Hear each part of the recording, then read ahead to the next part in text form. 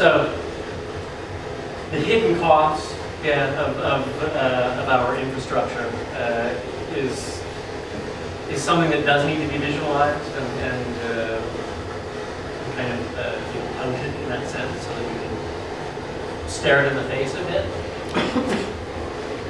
The argument then is you're aestheticizing it, like we get this another kind of beautiful sort of version of our it does get people of our data. It's like it needs to get people's attention if it was. Yeah, absolutely. In that sense, I right? wonder if there's another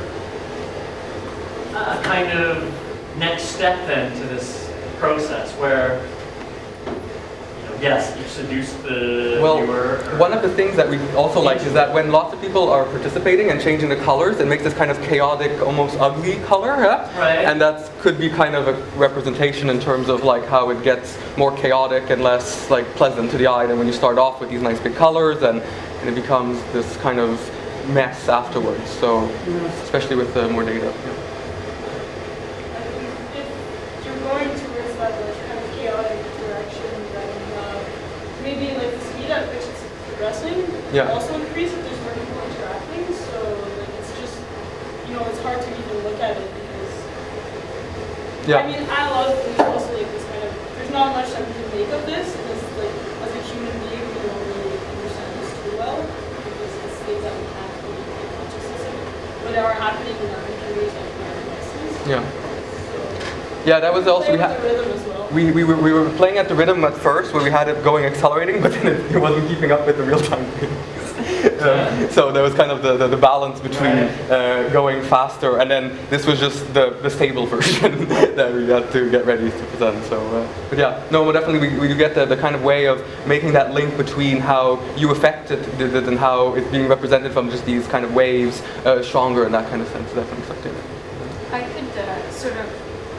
I'm really tied to this project. It was very interesting for me because I live out in the country and they installed those wind farms. And the wind farm is doing telecommunication where prior to, let's say, 2010, there was nothing. I mean, if I looked at the Wi-Fi signals where I live, we would have been one and maybe I would have seen two total. But what happened was suddenly the birds, like the geese, they started sitting around these windmills. Like they were never there before. I've been there since 1992. They never were there before. And because of, I don't know if it has anything to do with the Wi-Fi stuff, but something happened and suddenly we have these birds that are showing up and they're sitting there as if the windmill is like a new god or something. They're just a new god. It's ridiculous, and it has changed the environment. But we don't know if it's because of this Wi-Fi stuff, because of the windmill, because of what.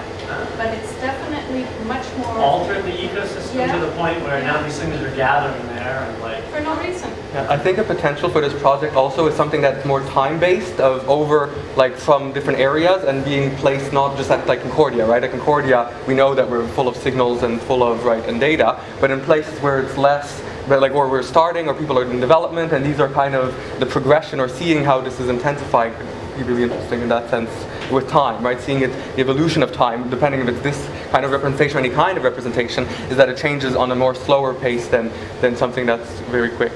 Anyway.